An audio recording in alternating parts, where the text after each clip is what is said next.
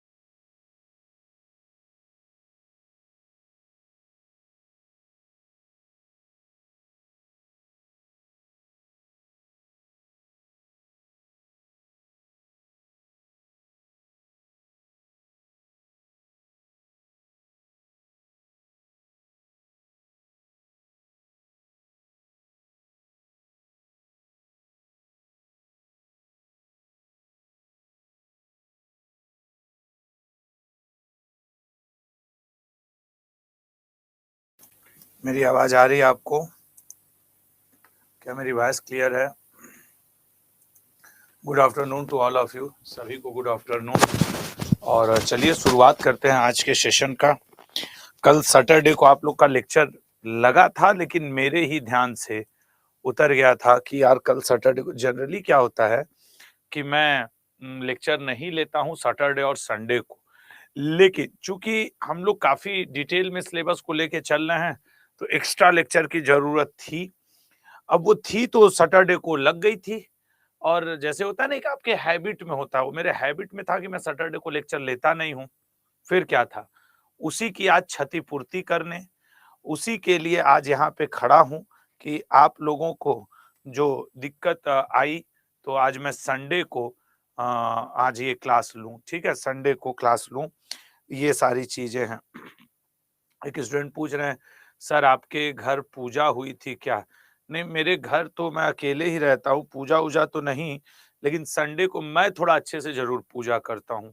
Sunday को मैं जरूर, मतलब ऐसे तो मैं डेली पूजा करता हूँ, लेकिन संडे को मैं थोड़ा बहुत हवन वगैरह भी कर लेता हूँ।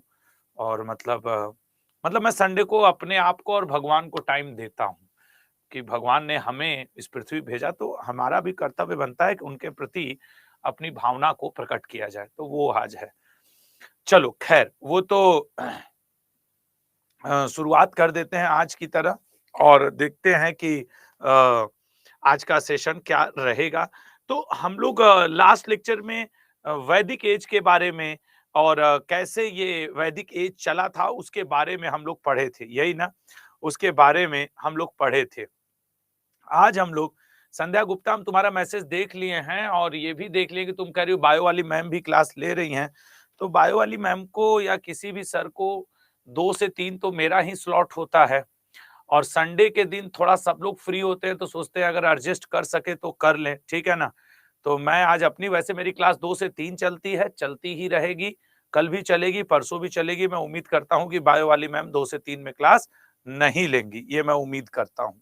ठीक है, चलो, क्योंकि 2 से 3 में मेरी क्लास हमेशा रही है मेरी, मतलब कोई कंफ्यूजन ही नहीं, इसीलिए मैंने टाइमिंग भी नहीं, इतनी धूप में मैं घर से ऑफिस ना आता, समझ रहे हो ना? मैं घर से, मैं 2 से 3 इसीलिए रखा कि मेरा टाइमिंग ही है 2 से 3, समझ रहे हो ना? अब वो कोई और क्लास लगा ले मैम या सर, तो मैं एक बार बोल दूंगा उनसे कि प्लीज 2 से 3 में कभी भी कोई क्लास ना लगाए, क्योंकि वो मेरी टाइमिंग है और मैं उस समय लेता रहता हूँ क्लास। ठीक है, चलिए, शनिवार और रविवार जनरली मेरी क्लास नहीं होती चौहान जी, इसलिए मैं शनिवार को क्लास नहीं लिया। मेरी क्लास चलती है मंडे टू फ्राइडे, आज एक्स्ट्रा, ठीक है ना? अब मैं आपके कमेंट ऑफ कर रहा हूं, अब मैं आपके कमेंट ऑफ कर रहा हूं, नहीं तो लोग यही चिल्लाते फिरते रहेंगे कि ये क्लास चल रही है, वो क्लास चल रही है। अगर आपको लगता है कि, और ये दोनों ही रिकॉर्डेड हो जाएंगी, ठीक है ना? ये दोनों ही रिकॉर्डेड हो जाएंगी, तो आप कोई भी एक क्लास, मेरी क्लास को अभी चाहो तो छोड़ लो, बायो की क्लास अटेंड कर लो, और उसके बाद मेरी क्लास बाद में देख लेना, जिन 2-4 लोगों को लग रहा हो। मैंने आपके कमेंट ऑफ कर दिए हैं। ऋग्वेद, लास्ट लेक्चर जो हम लोगों ने पढ़ा था वो वेदों के जो आर्य लोगों ने जो वेद लिखा है उनके बारे में पढ़ा, जाना, सुना और समझा था। आज हम लोगों को वैदिक एज में वेदों के बारे में जानना है। उसमें जो सबसे पहला वेद है ऋग्वेद, और जैसा कि मैं हमेशा आपसे कहता हूं, एक एक पॉइंट कि अभी मैं कहूंगा ये 10 खंडों में बटा है, इसमें ये वैसे ये मंडल सबसे पुराने हैं, तो आपको वो मतलब कि लगेगा कि हाँ यार, कुछ लड़के लिखेंगे सर इसी को अंग्रेजी में लिख दो, सब अंग्रेजी हिंदी में लिखा है, आप देख सकते हैं। लेकिन मैं क्या करूंगा कि मैं यहाँ पे ब्लैंक पेज पे पढ़ाऊंगा। अब जैसे थोड़ी देर में मैं बोलूंगा कि मंडल 10 में पुरुष सूक्त नामक एक भजन शामिल है जिसमें वर्ण व्यवस्था की उत्पत्ति पर चर्चा की गई है, ये अभी थोड़ी देर में बोलूंगा, तो हिंदी इंग्लिश दोनों में वो अवेलेबल है, ठीक है। तो मैं ले रहा हूं ब्लैंक पेज, और अगर आप सब लोग 111 लिख दे कि यस सर आप पढ़ाना शुरू करें, तो अब मैं शुरू कर दूं, ठीक है ना। मैं ले लिया ब्लैंक पेज, और इस ब्लैंक पेज पे अब मेरा सेशन चलेगा ऋग्वेद का। आज का जो हम लोग का सेशन है that is on Rigveda. Rigveda के ऊपर हम लोगों का सेशन है, ठीक है। चलिए शुरुआत कर देते हैं ऋग्वेद की, और देखते हैं कि ऋग्वेद में हम लोग क्या बेहतर, क्या अच्छा और क्या बेहतरीन कर सकते हैं।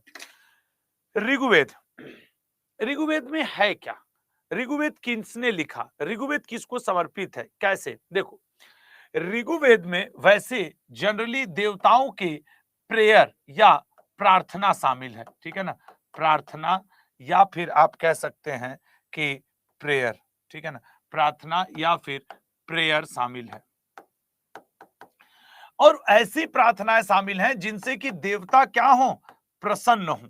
ऐसी प्रार्थनाएं, ऐसे प्रेयर शामिल हैं जिनसे देवताओं को प्रसन्न किया जा सके, उनकी मतलब उनसे अपनी बातों को विनय पूर्वक रखा जा सके। ऋग्वेद में जैसे आप कोई किताब खरीदते हैं तो उसमें चैप्टर्स होते हैं, पाठ, अध्याय, चैप्टर, इंडेक्स, ये होता है ना। तो जब आप ऋग्वेद उठाएंगे तो ऋग्वेद कंसिस्ट 10 मंडल, ऋग्वेद में 10 मंडल हैं, ठीक है ना। जब आप ऋग्वेद उठाएंगे तो ऋग्वेद में आपको 10 मंडल मिलेंगे। 1028 1080 सूक्त मिलेंगे या फिर हाइमन्स मिलेंगे, ठीक है ना, हाइमन्स 1028 सूक्त मिलेंगे ऋग्वेद में। और एक बात आपको और बताएं कि इस ऋग्वेद में आप अगर आगे बढ़ेंगे तो आपको ये पाएंगे कि आप करीब 10,462, ठीक है, 10,462 मंत्र मिलेंगे आपको, ठीक है। 10,462 आपको क्या मिलने वाले हैं, मंत्र। एक सेकेंड, चैट क्यों खुला रह गया मुझसे, यस, हाँ, अगर अगर आप इससे आगे बढ़ेंगे तो 10,462 मंत्र आपको इसमें मिलेंगे, मंत्राज इसमें मिलेंगे, ठीक है, 10,062। अब ये चाहे 10 मंडल हो, चाहे 1028 सूक्त हो, इनमें भी एक्चुअली ऐसा माना जाता है कि मतलब वेदों को तो ये माना गया है कि ये देवताओं के द्वारा प्रदत्त हैं। तो ऐसी स्थिति में ये जो 1028 है, इनमें 1000 करीब 17 के आसपास, 1017 के आसपास, वो वहां पे रख दो, ठीक है, हाँ, 1017 के आसपास क्या है, बाल खिल 1017 के आसपास तो हाइमन्स हैं या फिर सुक्त हैं, ये हाइमन्स हैं। लेकिन इसमें 11 ऐसे हैं जिन्हें आप मनुष्यों ने अपनी हाथों से लिखा। मैंने आपको पहले ही बताया कि जो वेद हैं उनमें जितने भी सूक्त या दोहे या मंत्र हैं वो देवताओं के द्वारा प्रदत्त ज्ञान है, लेकिन फिर भी इंसान के हाथ में आएगा तो वो कुछ ना कुछ अपने हिसाब से करेगा। तो इस 1028 को 1017 और 11 में बांटा गया है। वो जो इंसान के द्वारा हैंड रिटेन है, ठीक है ना, जो इंसान के द्वारा हैंड रिटेन हाइमन्स हैं, उनको हैंड रिटेन हाइमन्स, उनको बाल खिल्य कहा गया है, ठीक है ना, दैट आर नोन एज बाल खिल्य। तो आप हमसे पूछ सकते हैं sir what is Balakhilya. तो hand written hymns and which are 11, जो कि 11 है, उन्हें हम बालखिल्य मंत्र कहते हैं। क्लियर है। तो ऋग्वेद कंसिस्ट 10 मंडल, 1028 सूक्तियां हाइमन और 10,462 आपके क्या है मंत्राज इसमें है।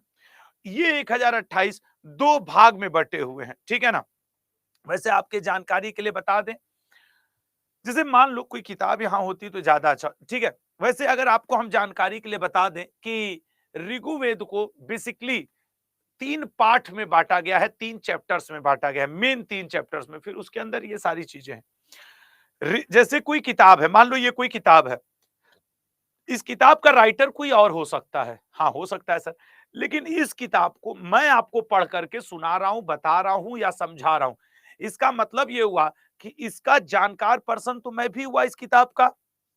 उसी तरीके से वेदों को भले वेद व्यास जी ने संकलित किया, लेकिन आम जनता को ये वेद आम लोगों ने ही, जैसे उसका कोई एक व्यक्ति हो गया वो सबको गाया सुनाया या बताया, उसी तरीके से ऋग्वेद को गाने वाले ऋषि का नाम, ऋग्वेद को जिस ऋषि ने गाया बताया या बोला है उसका नाम है होत्र, ठीक है ना। ये होत्र एक ऋषि का नाम है, होत्र, ठीक है ना।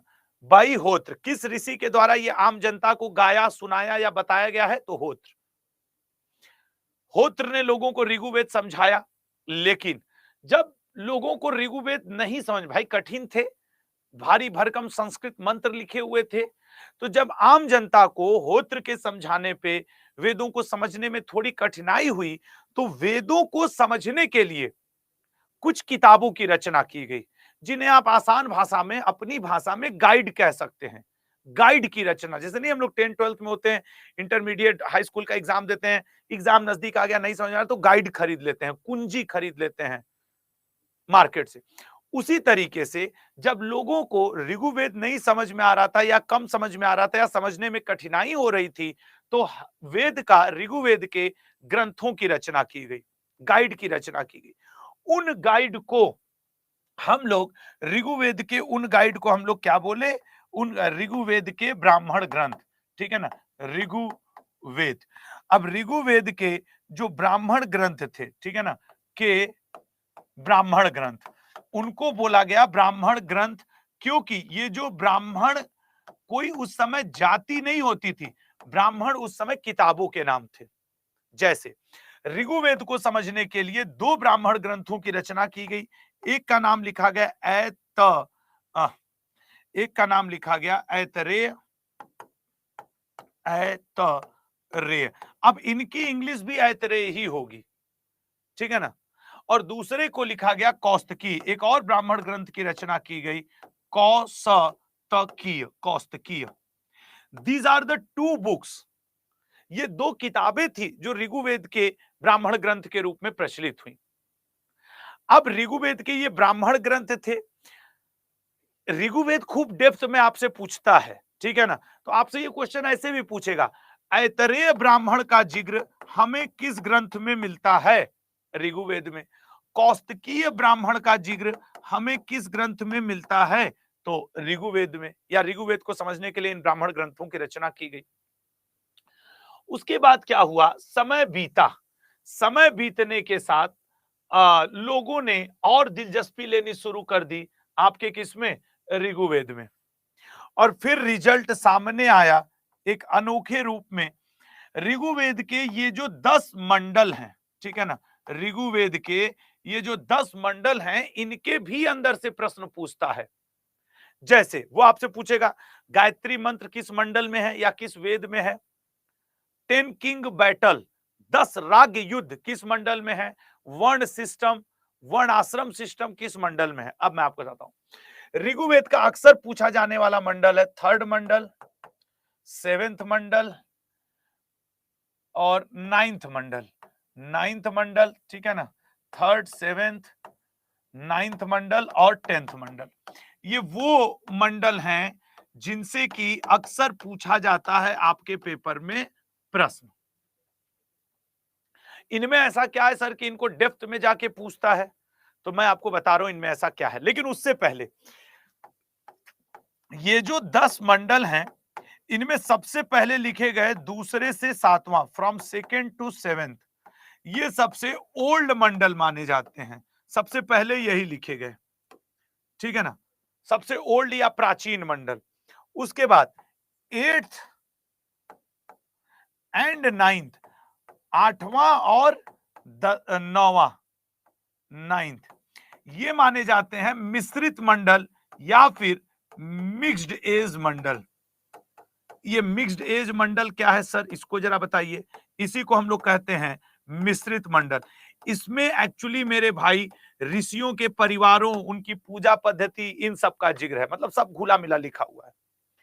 और जब ऋषियों ने इन मंडलों को एक कर लिया, दूसरे से लेकर 9वां, तब उनको याद है यार इस पूरी किताब का तो हमने हेडिंग लिखा ही नहीं और इस पूरी किताब का कंक्लूजन लिखा ही नहीं, तो हेडिंग तो नंबर 1 पे होनी चाहिए और कंक्लूजन सबसे लास्ट में होना चाहिए, उपसंहार।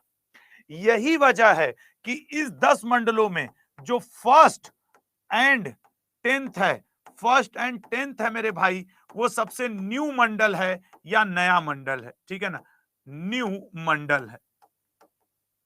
अब समझ में आया कि पहला और 10वां सबसे न्यू क्यों है, सबसे आखिरी में क्यों लिखा गया, क्योंकि पूरा लिखे जाने के बाद दूसरे से 9वें तक संकलित करने के बाद, यहां मेरा लिखने से मतलब है संकलन से, कंपाइल से। भले मेरे मुंह से संकलन लिखना वर्ड निकले आपको समझाने के लिए, लेकिन आप समझिएगा, नहीं तो कुछ लोग के मन में चलेगा सर आप तो कहे थे कि ये संकलित हुआ है, कंपाइल हुआ है, आज आप बार बार बोल रहे हैं लिखा गया है, लिखा गया है। तो भावनाओं को समझना जो मैं समझाना चाह रहा हूं, ठीक है ना। तो पहली हेडिंग सबसे आखिरी में लिखी गई, जब पूरी किताब लिख ली गई, जैसे कभी कभी कुछ क्वेश्चंस भी आते थे हम लोग की 9वीं 10वीं में कि इस पैराग्राफ के लिए उपयुक्त हेडिंग क्या होगी, या इस पैराग्राफ का कंक्लूजन या प्रीसिस राइटिंग आप लिख दीजिए। यही है उपयुक्त हेडिंग और कंक्लूजन, जो सबसे आखिरी में लिखा गया, इसलिए ये नया मंडल है या फिर मेरे भाई सबसे आखिरी में लिखा गया मंडल है। ये क्लियर हुआ 10 मंडलों का डिस्क्रिप्शन। अब इन मंडल के अंदर से भी क्वेश्चन आता है, ठीक है, इन मंडल के अंदर से भी क्वेश्चन आता है, जरा देखिएगा। पहला आपसे पूछता है थर्ड मंडल, थर्ड, ठीक है ना, third mandal. Actually in third mandal there are Gayatri mantra. इसमें क्या लिखा हुआ है, गायत्री मंत्र। गायत्री मंत्र कई बार आपसे पेपर में ये क्वेश्चन ऐसे आता है कि गायत्री मंत्र किस मंडल में है या किस वेद में है, ऋग्वेद के थर्ड मंडल में है। आपसे आगे पूछेगा रिटेन बाय हुम, गायत्री मंत्र वाज रिटेन बाय हुम, ये बालखिल्य है, ये हाथ से लिखा गया है। 11 ऐसे मंत्र है ना जो हाथों से लिखे ऋषियों ने, जिन्हें बालखिल, हैंड रिटेन कहा गया, तो ये उन्हीं में से एक है। इसको लिखने वाले हैं the writer of Gayatri mantra was Vishwamitra. उस समय एक ऋषि हुआ करते थे विश्वामित्र जी।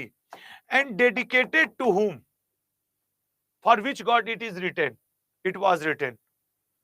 तो it is dedicated to means Gayatri mantra dedicated to, Gayatri मंत्र समर्पित है सवित नामक देवता को, सवित। और ये जो सवित हैं यही वर्तमान में सन है, ठीक है ना, जो गॉड सन है उनको ये समर्पित है, सवित ही सूर्य देव है।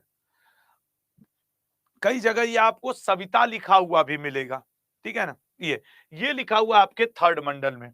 अब अगले पॉइंट पे आते हैं और देखते हैं सेवेंथ मंडल, इससे भी क्वेश्चन करता है, ठीक है ना, सेवेंथ मंडल। अब सेवेंथ मंडल से क्या क्वेश्चन करता है सर, वो देख लेते हैं। सेवेंथ मंडल से, सेवेंथ मंडल में क्या दिया हुआ है, सेवेंथ मंडल में दिया हुआ है आपके 10 किंग बैटल। ये 10 किंग बैटल क्या है सर, 10 मतलब होता है 10, किंग मतलब होता है राजा, राज्य, बैटल मतलब होता है युद्ध, 10 राग युद्ध का वर्णन है 10 किंग बैटल। एक्चुअली इस समय था क्या कि एक ऋषि थे विश्वामित्र, ये एक किंग हुआ करते थे, किंग का नाम था सुदास, किंग सुदास। और किंग सुदास के मिनिस्टर, राजगुरु जो हुआ करते थे वो हुआ करते थे विश्वामित्र। तो एक बार किंग सुदास ने, राजा सुदास ने ये बोला कि विश्वामित्र जी आप ना अपने पोस्ट से हट जाइए, अब आप कुलगुरु राजगुरु नहीं रहेंगे, राजगुरु, कुलगुरु तो आप रहेंगे ही, राजगुरु नहीं। सुदास बड़े जल्दी गुस्सा होते थे, बोले थे क्यों, तो राजा सुदास ने कहा, जो कि मुख्य रूप से भरत वंश का राजा हुआ करता था, भरत वंश, ठीक है ना, भरत वंश के शासक, भरत वंश के राजा, ये बोले कि मेरे नजर में एक ऋषि हैं जिनका नाम है वशिष्ठ, मैं वशिष्ठ ऋषि को अपना राजगुरु बनाना चाहता हूं। विश्वामित्र गुस्सा हो गए। अब उस समय के आर्य, हमने आपको जो इससे पहले लेक्चर लिया था उसमें मैंने बताया था कि जो आर्य लोग थे वो कबीलों में रहा करते थे। विश्वामित्र गुस्सा होकर के 10 कबीले वालों के पास गए, ठीक है ना, 1 2 3 4 5 6 7 8 9 10 ऐसे। तो एक कबीले, कितने कबीले के पास गए? 10। एक कबीले के राजा को राज्ञ कहा जाता था। तो ये 10 राजाओं को इकट्ठा किए और युद्ध की घोषणा, बैटल की घोषणा कर दी अगेंस्ट सुदास। तो राजा सुदास और इनके बीच में क्या हुआ? युद्ध हुआ। 10 किंग बैटल हुआ राजा सुदास और विश्वामित्र के बीच में। इस बैटल में, ठीक है ना, विश्वामित्र के बैटल में, ये जो बैटल हुआ ये हुआ रावी नदी के किनारे। रावी रिवर, इसको आप आधुनिक समय में रावी कहते हैं, उस समय इसको परुशनी कहा जाता था, ठीक है ना, परुशनी नदी, रावी या परुशनी नदी, आधुनिक समय में युद्ध हुआ। इस युद्ध में राजा सुदास जीते, राजा सुदास जीत गए और विश्वामित्र हार गए। इसी पूरे बैटल का वर्णन आपको 7वें मंडल में 10 किंग बैटल के नाम से मिलता है। वो कई बार ये भी पूछता है किस नदी के किनारे युद्ध लड़ा गया, रावी नदी का प्राचीन नाम क्या था, क्लियर है, राजा सुदास किस वंश के हुआ करते थे, ये बातें। तो ये 7वें मंडल में है। 7वें मंडल के बाद जो अगला आता है दैट इज 9th मंडल, ऋग्वेद का 9th मंडल। 9th मंडल में एक्चुअली सोम का वर्णन है, ठीक है ना, सोम का वर्णन है और सोम रस का वर्णन है। बेसिकली सोम आधुनिक समय में शिव जी, आद्य शिव जो वर्तमान में शिव हैं, उन्हीं को सोम कहा गया। और सोम रस एक नशीला द्रव्य, इंटॉक्सिकेटेड लिक्विड, मतलब अल्कोहल टाइप का। अब अल्कोहल आज का केमिस्ट्री है, मतलब पेड़ पौधों से निकला हुआ नशीला द्रव्य, प्लांट मेड जो हो, जैसे कि आप कह सकते हैं भांग वांग का जो रस है वो पेड़ पौधों से निकला है, नशीला द्रव्य, तो दैट इज सोम रस। डायरेक्ट क्वेश्चन आएगा आपके पेपर में कि सोम और सोम रस का वर्णन किस मंडल में मिलता है, तो 9वें मंडल में। सोम क्या है? आधुनिक शिव जी, ठीक है ना, आधुनिक शिव जी जो हैं वही आपके उस समय सोम थे, पशुओं के देवता, वनस्पतियों के देवता। तो जो आधुनिक शिव जी हैं वही आपके सोम उस समय हुआ करते थे और आज भी उन्हीं का वर्तमान स्वरूप है। और सोमरस इंटॉक्सिकेटेड लिक्विड हुआ करता था। उसके बाद आया 10वां मंडल, ठीक है ना, उसके बाद आता है आपके 10th मंडल। ऋग्वेद के 10th मंडल में, ऋग्वेद के 10th मंडल में दो चीजों का वर्णन मिलता है। एक मिलता है वर्ण आश्रम, ठीक है ना। अब वर्ण आश्रम लिखना होगा तो VARANA ऐसे करके SHRAM वर्ण आश्रम लिख दोगे। और वर्ण सिस्टम, ठीक है ना, आपके वर्णाश्रम, वर्णाश्रम का भी जिक्र मिलता है। और इसी 10वें मंडल में पुरुषुक्त दोहे में वर्ण सिस्टम का भी जिक्र मिलता है। वर्ण सिस्टम या वर्ण व्यवस्था जिसे आप कहते हैं, वर्ण व्यवस्था का जिक्र मिलता है, ठीक है ना। पहले वर्णाश्रम समझ लेते हैं कि वर्णाश्रम क्या। पहले के समय यह माना जाता था कि जो जीवन है वो 100 वर्ष का है, जीवन जो है वो 100 वर्ष आयु का होता है।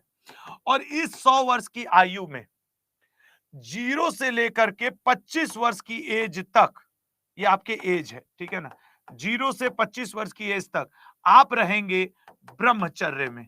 ब्रह्मचर्य मतलब नो गर्लफ्रेंड, नो बॉयफ्रेंड, पढ़ाई लिखाई सिर्फ। हमको उम्मीद है आप लोग के जीवन में कोई गर्लफ्रेंड बॉयफ्रेंड नहीं होगा।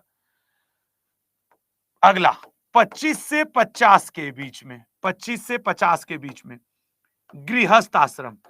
अब ये है कि शादी विवाह करो, बच्चे पैदा करो, अड़ोसी पड़ोसी मामा मौसी सबका ध्यान भी। फिर आया कि 25 से 75 से आपके,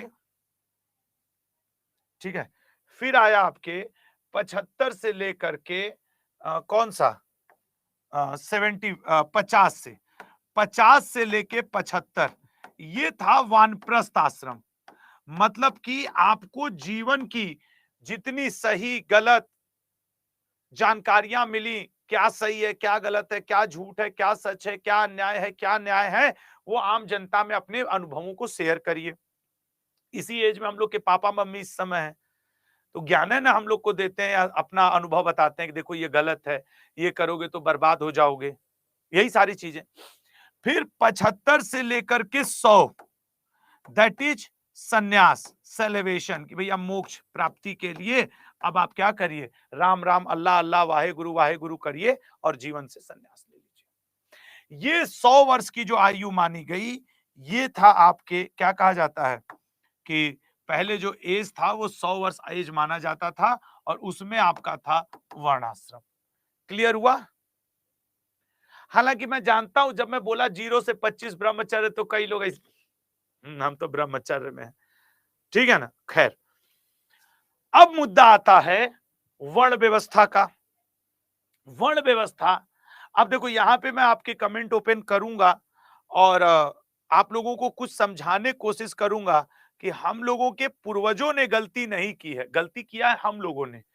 हाँ, जो व्यक्ति सामने नहीं होता है ना, उसको हम लोग क्या करते हैं, दोषी ठहराते हैं। जैसे 1 मिनट के लिए मान लो गांधी जी को अभी गाली देना हो या किसी महान व्यक्ति को, बड़े आसानी से लोग दे देंगे कि नहीं, ये वो बोल देंगे क्योंकि गांधी जी तो है नहीं, उनका पक्ष लेने वाला कोई नहीं है वो। लेकिन चौराहे पे खड़े, मैं सभी लोगों की बात नहीं कर रहा हूं, ठीक है ना, चौराहे पे खड़े भ्रष्ट पुलिस अधिकारी दरोगा के सामने आंख में आंख मिला के जरा गाली दे के उसको दिखाओ। औकात है, क्षमता है, साहस है? नहीं है ना, क्योंकि जानते हो पलट के 2 लाठी मारेगा और अंदर भी 4 दिन बंद कर देगा। तो सोचो, ये वो भारतीय युवा हैं बहुत सारे, सभी नहीं, बहुत सारे, जो गांधी को गाली देने में कंफर्टेबल हैं और सड़क पे खड़े एक पुलिस वाले को नहीं दे पाएंगे आंख में आंख मिला के। रीजन है क्योंकि वो सबक सिखा देगा। पॉइंट समझ रहे हो ना? तो ये सारी चीजें हैं। ठीक उसी तरीके से ये वर्ण व्यवस्था भी है। ये कहना आसान है कि ये सब उनकी गलती है, लेकिन जरा इसको समझना कि गलती क्या थी और उसके बाद अपने कमेंट को करना, लेकिन पहले सोचना, ठीक है ना, पहले सोचना, जरा सोचो। पहले के समय कबीले हुआ करते थे, कहोगे हाँ सर, छोटे छोटे कबीले थे।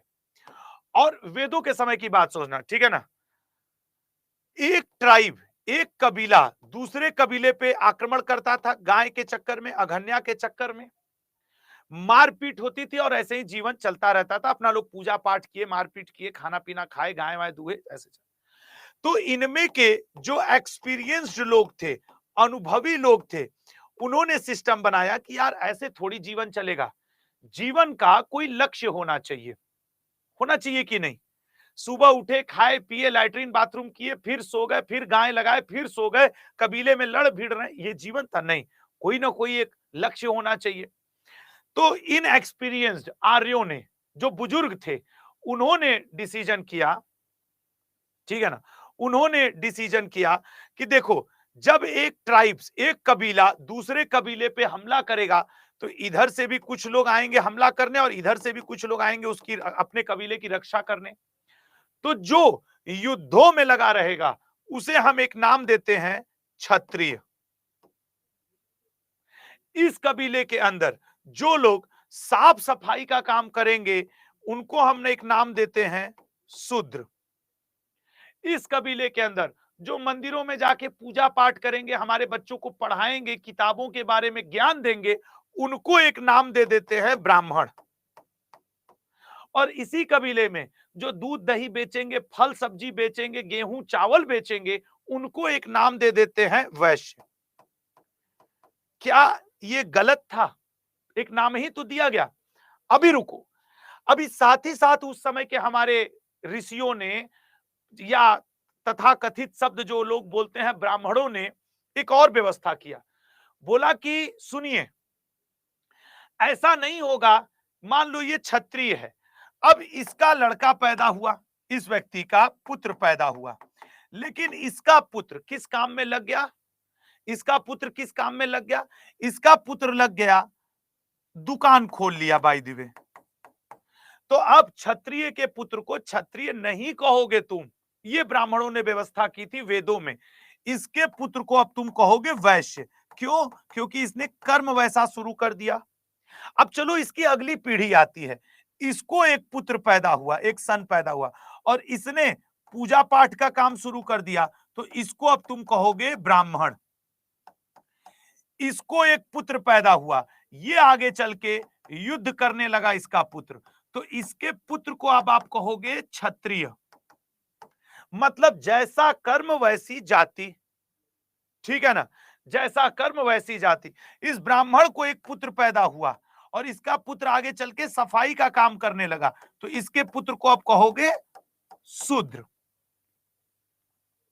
मतलब कि कर्म के आधार पर जाति, जो हमारे पूर्वजों ने या उनको कह लो ब्राह्मणों ने, जो उस समय के ब्राह्मण हुआ करते थे, उन्होंने कहा कर्म के आधार पर जाति, जैसा कर्म करोगे उस आधार पर तुम्हारी जाति का निर्धारण होगा। अब बताओ, ये जो जातिगत बंटवारा हुआ उस समय के लोगों ने जिस सोच को लेकर के किया, गलत किया था। ये हमको तो कहीं से गलत नहीं लगता है, हमें तो लगता है ये सही था, ये ठीक तो था, जैसा कर्म वैसी जाति तुमको दे दी जाएगी, और जाति 4 ही रहेंगी। लेकिन फिर इनके बाद राजा होने लगे, वैदिक युग के बाद राजा आने लगे। अब एक राजा को कैसे पसंद कि उसका लड़का शूद्र का काम करे? एक वैश्य को जिसके पास लाखों अरबों रुपया हो गया, अब आज के समय में ले आओ, एक बनिया, एक वैश्य, एक व्यापारी को जिसके पास अरबों रुपया हो गया, 10 पेट्रोल पंप खोल लिया, वो कैसे पसंद करे कि उसका लड़का आप सफाई का काम करे? एक जो मानसिक रूप से सफाई कर्मचारी है कई पीढ़ियों से, वो कैसे पसंद करे कि अब उसका लड़का वेद उठा के मंदिर में जाके घंटी हिलावे? अब तो उसको यही लगेगा कि नगर निगम में मेरे भी लड़के की आरक्षण के दम पे नौकरी लग जाए और मेरा लड़का भी कमा ले। वो कभी चाहेगा कि उसका लड़का मंदिर में जाके टन टन टन टन घंटी हिलावे? पॉइंट समझना, नहीं ना। इसका मतलब इनके बाद जो राजाओं की पीढ़ियां आई उन्होंने, और राजा के बाद जो नेताओं की पीढ़ियां आई उन्होंने कर्म के आधार पे जाति को हटा करके जाति के आधार पर कर्म कर दिया, जाति के आधार पर कर्म। आज स्थिति यह है कि ठाकुर का लड़का ठाकुर, मुसलमान का लड़का मुसलमान, पटेल का लड़का पटेल, श्रीवास्तव का लड़का श्रीवास्तव, खान का लड़का खान, उपाध्याय का लड़का उपाध्याय, विश्वकर्मा का लड़का विश्वकर्मा। आज यही है ना, आज यही हो रहा है ना। लेकिन इस बीच में बताओ, ये वैदिक युग के लोग कैसे दोषी, उस समय के ब्राह्मण कैसे दोषी, इस बात को बताओ। जो हजारों साल पहले अपना सिद्धांत दिए, अपनी चीजों को बताए और मर गए, 2-4 हजार साल बीत गया, उनको तुम दोषी कैसे ठहरा रहे हो? क्योंकि दोषी तुम हो, दोषी तुम हो, दोषी हम हैं। आधुनिक समाज है जाति के आधार पे कर्म। हमारे वेद गलत नहीं है, हिंदू धर्म का कोई वेद गलत नहीं है, किसी भी धर्म का कोई ग्रंथ, चाहे वो जैन अवेस्ता की बात कर लो, पवित्र ग्रंथ कुरान शरीफ की बात कर लो, या फिर बाइबल की बात कर लो, वो गलत नहीं है। हम तुम गलत हैं, अपने सुविधा अनुसार हम चीजों को घुमा देते हैं और फिर कहते हैं ये सब वेद में लिखा हुआ है, ये कुरान में लिखा हुआ है। कुरान कभी मानव हत्या नहीं सिखाता है। जो व्यक्ति ठीक से कुरान शरीफ को पढ़ ले, मैं कसम से कहता हूं, इंसानियत से ऊपर उठ जाएगा। मतलब कि बहुत सही है, कुरान में लोगों का भला सिखाया गया है, वेदों में लोगों का भला है, बाइबल में। तो हम लोग हैं अपने हिसाब से ढाल लेते हैं और फिर दोषी ठहरा लो जिसको ठहराना हो। समझ गए हो ना, जिसको गलत ठहराना हो। लेकिन ये कॉन्सेप्ट समझ में आया? अब आप कहते हो सर गोत्र सिस्टम, ये तो मैं आपको ये बस बताने की कोशिश किया कि वेद हमारे कर्म के आधार पे जाती हैं। अब आप कहोगे सर गोत्र सिस्टम क्यों आया? गोत्र व्यवस्था भी तो होती है। चलो आज गोत्र भी समझाते हैं। देखो गोत्र सिस्टम क्यों आया।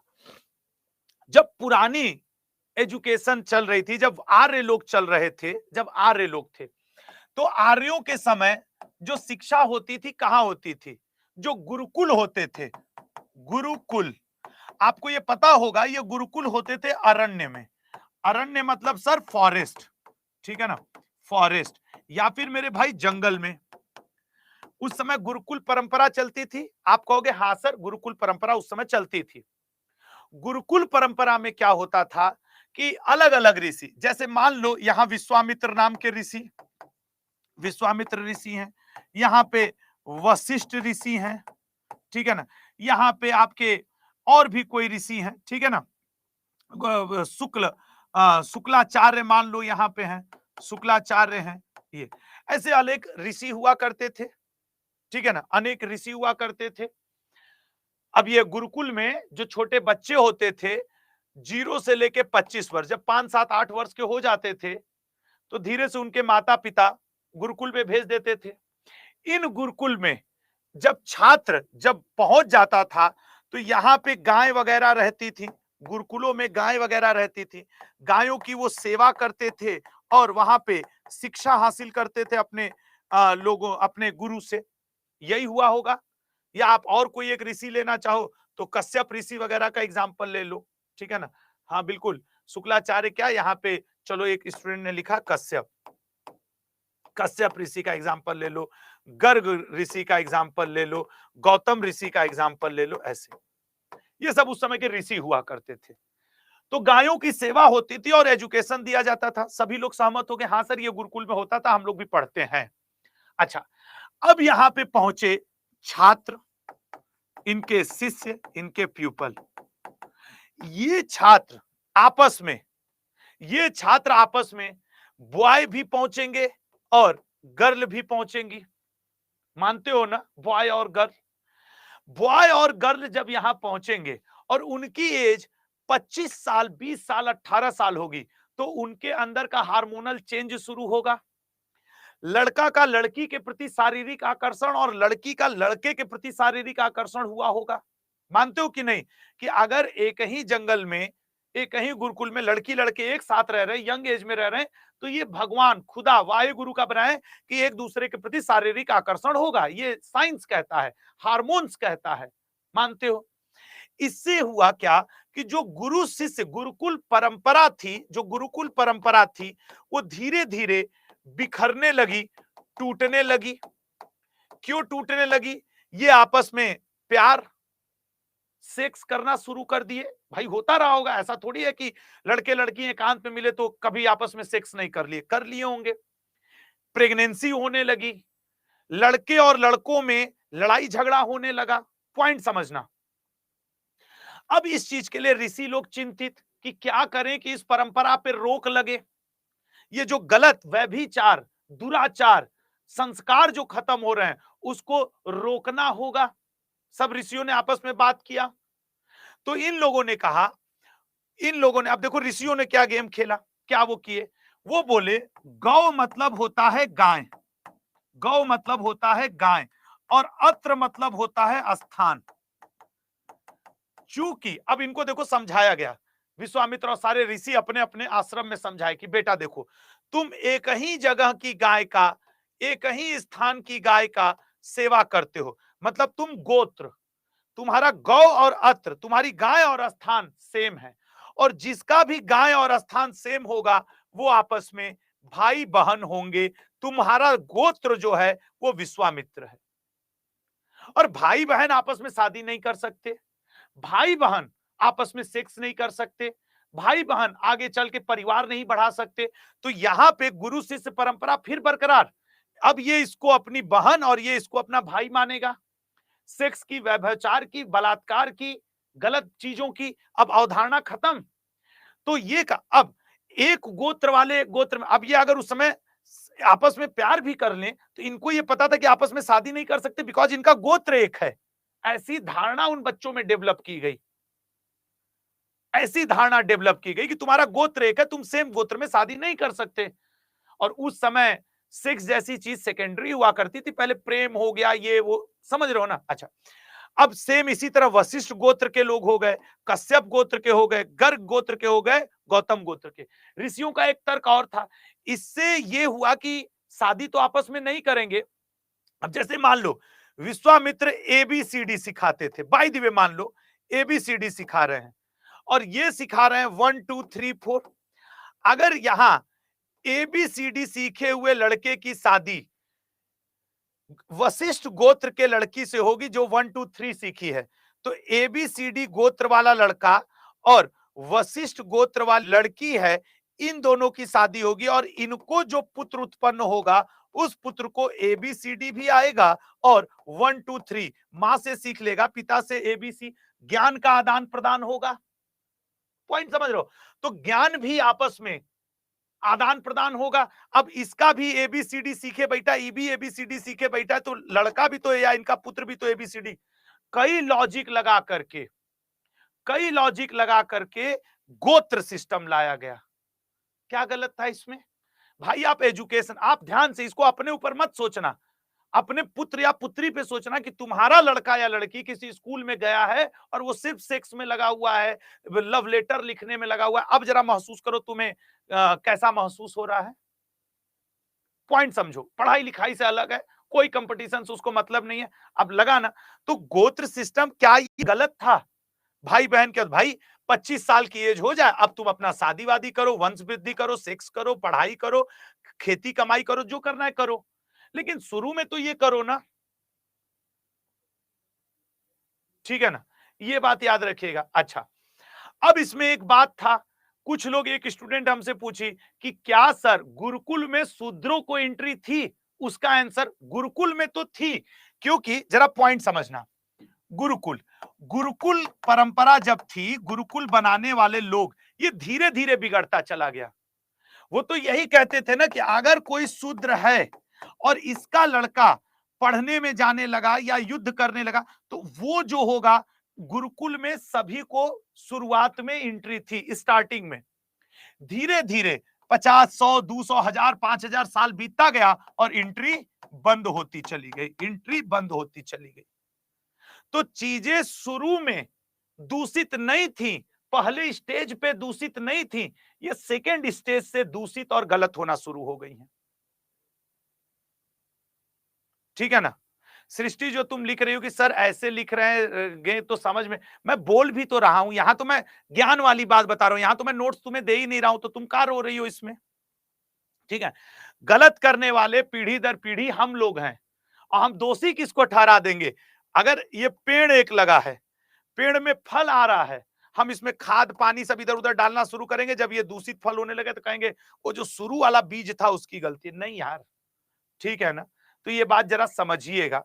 लेकिन overall I am not advocating the person like rishi. मैं बस ये समझाना चाह रहा था कि जो शुरुआत की चीजें थी वो सही थी, इधर 1000 2000 सालों से जो हुआ वो गलत हुआ।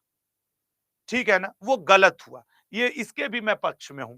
लेकिन ये बात मैं बस ऐसे ही, और ये जितना अभी 5 10 मिनट मैं बोला हूं वो आपको समझाने के लिए, उसका नोट्स बनाने की कोई जरूरत नहीं है। ठीक है ना, उसका नोट्स, और आपको जिस नोट्स की जरूरत है वो मैं आपके ये PDF में यहाँ पड़ा हुआ है, ऋग्वेद का 10वां मंडल। ठीक है ना, तो ऋग्वेद के 10वें मंडल में ये रहा। ठीक है, अब आ जाओ सामवेद। ठीक है, अब आ जाइए सामवेद में। सृष्टि रावल तुमको क्या रिप्लाई दे, 36 लोग रिप्लाई चाहते हैं। ठीक है, सामवेद। अब चूंकि बहुत सारे स्टूडेंट अब लिखना शुरू कर, सर अंग्रेजी में भी, लो अंग्रेजी हिंदी भी यही है, हम ऐसे ही पढ़ा दे रहे हैं। ठीक है ना, अब मैं कमेंट ओपन ही कर दे रहा हूं, क्योंकि कुछ स्टूडेंट है जो कह रहे हैं सर अंग्रेजी में, तो लो अब मैं उस तरीके से नहीं PPT के थ्रू पढ़ा दे रहा हूं। हो गया, ऋग्वेद समाप्त हो गया, सामवेद। यह मंत्रों की पुस्तक है, याद रखना। इसमें अब तुम लोग ना कोई चीज ऐसा बिहेव करने लगते हो जैसे इंग्लैंड में पैदा हुए हो, बर्मिंघम में पढ़े बड़े हो, और वाशिंगटन में नौकरी मिलेगी और जीवन बिता दोगे कहीं रसिया उसिया में जा करके। भारत से तो तुमको मरने मतलब नहीं रहेगा। लो अब इसी में पढ़ लो। फर्स्ट मंडल सौरभ चौधरी जी नहीं पूछता है, जो पूछा है वो मैंने बता दिया। ठीक है, सामवेद। ठीक है, तो सामवेद जो है आपके सामवेद में भारतीय संगीत, ठीक है ना, भारतीय संगीत का जनक वेद है, father of Indian music. Samaveda को भारतीय संगीत का जनक वेद कहा जाता है। इसमें जो वो भजन है सारे गामा, वो सारे पाए जाते हैं, सारे गामा, ये सारी चीजें पाई जाती हैं। साथ ही साथ याद रखिएगा, सामवेद को जिसने गाया, सुनाया या बताया है उसका नाम उद्गात्र। ठीक है ना, जैसे ऋग्वेद को गाने सुनाने वाले व्यक्ति का नाम क्या है? होत्र है तो सामवेद को गाने वाले व्यक्ति का उद्गात्र है। सामवेद में टोटल 1810 मंत्र हैं, ये भी बात याद रखिएगा।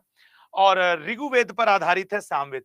ये जो आपका सामवेद है ये ऋग्वेद पर आधारित है, ठीक है ना।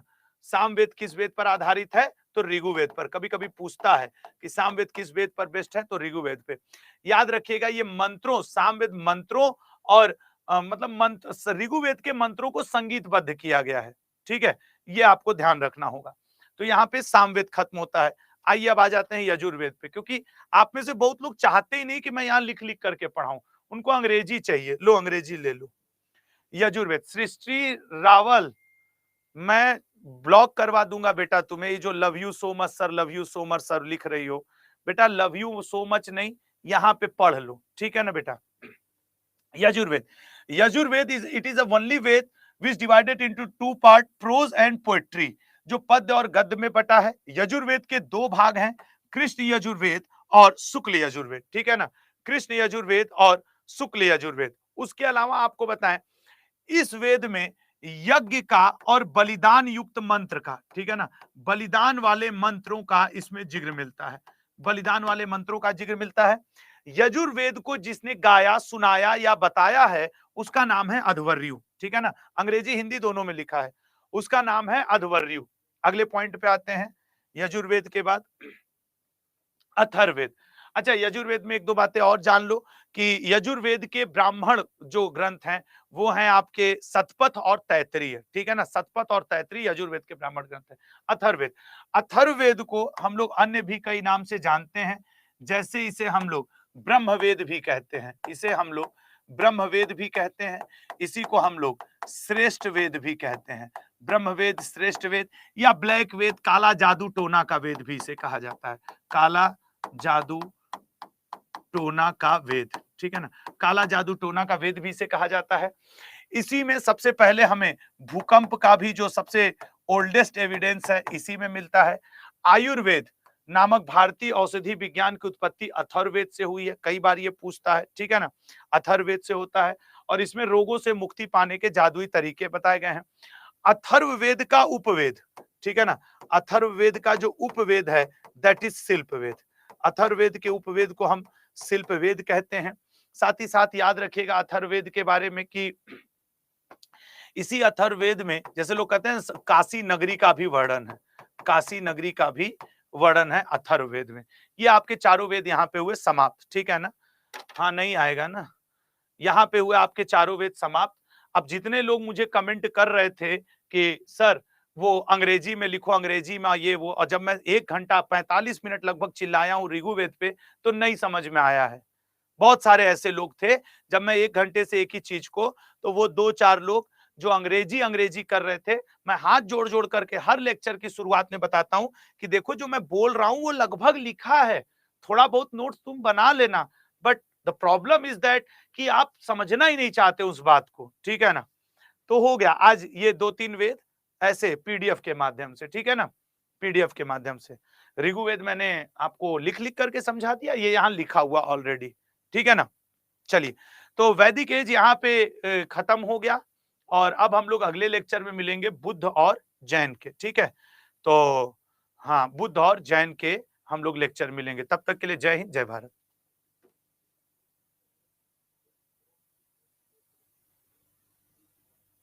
बाकी के तीनों वेद पूर्णिमा जी पढ़ा दिया, आप कोई अलग वेद नहीं है इसके अलावा।